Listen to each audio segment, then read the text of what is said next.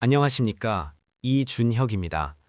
2026년 4월 3일 목요일 아침, 시장의 불확실성이 그 어느 때보다 짙게 드리워져 있습니다. 어제 한국 증시의 급락은 단순한 조정이 아니었습니다. 글로벌 거시 흐름의 급격한 변화를 선반영한 경고등이었죠. 이제 남들이 미처 보지 못하는 거시적 맥락을 짚어내고 오늘 시장을 어떻게 읽어야 할지 냉철하게 분석해 보겠습니다. 지난밤 미국 증시는 혼조세를 보였지만 본질은 달랐습니다.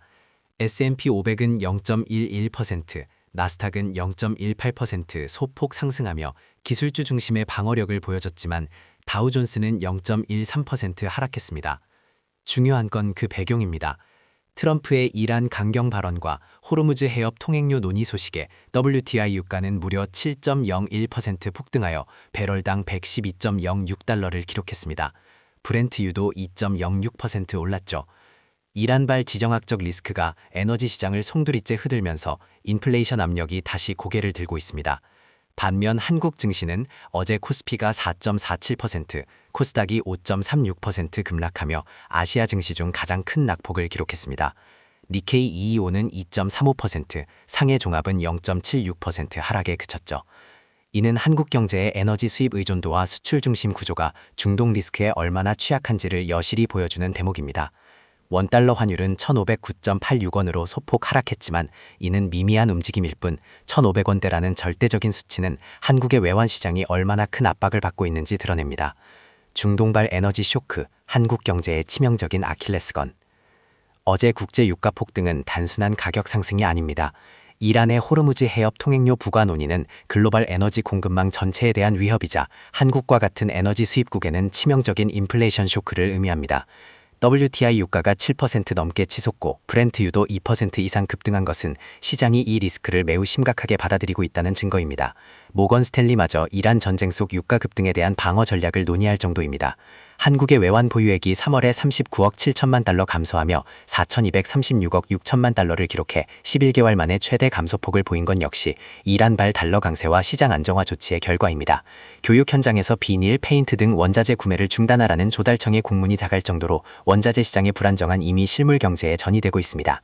이는 한국 기업들의 생산 비용을 끌어올려 물가 상승을 부추기고 궁극적으로는 금리 인상 압력을 높여 경기 침체 가능성을 키울 겁니다.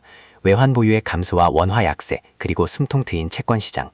한국의 외환 보유액이 39억 7천만 달러나 줄었다는 소식은 시장의 불안감을 가중시킬 수 있습니다. 중동발 달러 강세와 국내 시장 방어를 위한 외환 당국의 개입이 있었다는 항징이죠. 이미 1,500원대를 넘어선 원달러 환율은 수출 기업에는 유리할 수 있으나 수입 물가를 폭등시켜 가계와 기업의 고통을 심화시킵니다. 외환 보유액은 유사시 국가의 최종 강어선인데 이렇게 빠르게 소진되는 것은 결코 긍정적인 신호가 아닙니다. 다행히 국고채의 WGBI 편입 효과로 지난 3월 30일부터 4월 2일까지 외국인이 약 4조 7천억 원을 순매수하며 채권 시장에 활기가 돌고 있다는 소식은 한 줄기 빛입니다. 특히 일본 공적연금 등 일본계 자금 유입이 상당 부분을 차지하는 것으로 보입니다. 이는 한국 국채의 안정성에 대한 신뢰를 보여주며 장기적으로 원화 가치 안정화에 기여할 수 있는 요인입니다. 그러나 이 자금 유입이 단기적인 에너지 쇼크와 달러 강세 압력을 상쇄할 만큼 강력할지는 미지수입니다. AI 시대의 인재 전쟁과 반도체 생태계의 재편. 거시경제의 거친 파고 속에서도 미래를 향한 구조적 변화는 멈추지 않습니다. LG전자가 정년 후 재고용 제도를 도입하며 삼성, 현대차, 포스코 등 주요 대기업들이 숙련 인력 확보에 나선 것은 산업 구조 변화에 대응하기 위한 기업들의 생존 전략입니다. 특히 신한금융그룹이 AX 웹3 아카데미를 신설하며 AI 디지털 자산 인재 확보에 나선 것은 금융권마저 AI와 디지털 전환의 파고를 피할 수 없음을 보여줍니다. 더 주목할 것은 엔비디아와 마벨 테크놀로지의 광판도체 동맹입니다. 엔비디아가 마벨에 20억 달러를 투자한 것은 AI 칩을 넘어 데이터 센터 네트워크 주도권을 굳히려는 전략적 움직임입니다. 이는 발열과 데이터 병목 현상을 겪는 AI 데이터 센터의 구리선 한계를 극복할 차세대 광반도체 기술의 중요성을 부각합니다. 삼성전자와 SK하이닉스가 중동 전쟁 여파와 함께 급변하는 산업 구조, 신기술 등장, 공급망 위기 등 여러 변화에 직면해 있지만 이들이 한국 수출 경제를 책임지는 핵심 기업인 만큼 이들의 기술 전환과 인재 확보 노력은 장기적인 긍정적 시그널로 봐야 합니다. 오늘 시장 전망과 거시적 시사점. 오늘 한국 시장은 어제의 급락세를 이어갈 가능성이 높습니다. 중동발 지정학적 리스크가 에너지 가격을 폭등시키고 이는 곧 한국의 인플레이션과 원화 약세 압력으로 직결되기 때문입니다.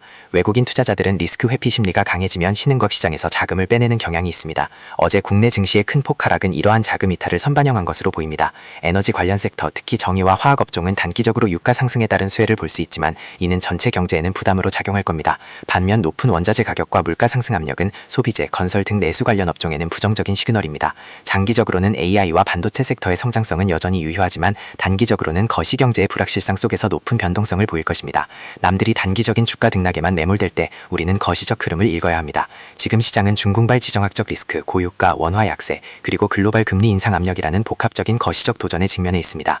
이 모든 요소는 금리 0.25% 차이가 수조 원을 움직이는 시장에서 단순히 개별 기업의 펀더멘탈을 넘어선 거대한 자금 흐름의 변화를 예고합니다. 오늘은 철저히 리스크 관리에 초점을 맞추고 거시적 변화의 방향성을 예의주시해야 할 때입니다. 변동성이 극대화된 시장에서 냉철한 판단만이 여러분의 자산을 지킬 수 있을 것입니다.